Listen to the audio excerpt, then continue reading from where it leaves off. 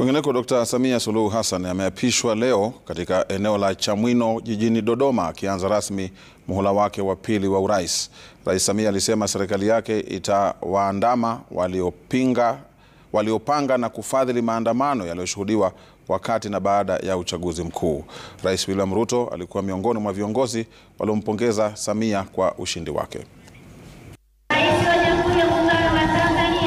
Aliwasili katika uwanja wa kambi ya kijeshi la Chamwino jijini Dodoma akiwa chini ya ulinzi mkali wa asasi tofauti za kiusalama, akipokewa na taadhima ya kijeshi, mizinga ikilipuliwa na wimbo wa taifa kupigwa.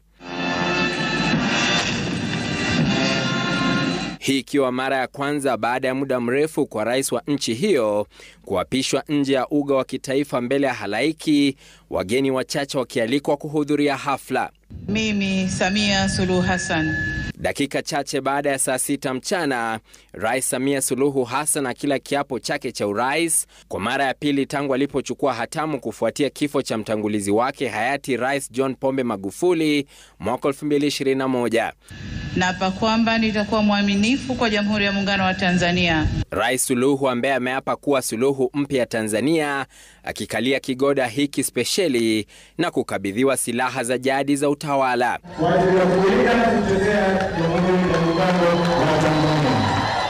Rais Suluhu aliyezoa kura milioni 31, ikiwa ni asilimia 99 ya kura zote zilizopigwa, akianza kwa kuwashukuru wagombea waliokabana koo naye debeni licha wagombea wa vyama vikuu vya upinzani kama vile Chadema kufungiwa nje.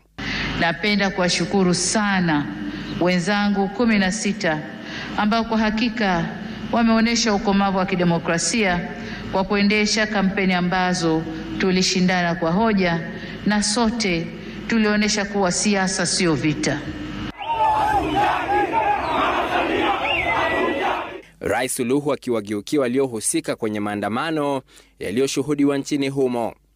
Ndugu zangu, nitumie fursa hii kutoa onyo kama mama, kutoa onyo kwa wale wote waliochochea uvunjifu wa amani. Na nawataka watambue kuwa vurugu na uvunjifu wa amani huishia kupimana nguvu na uwezo wa kujihami.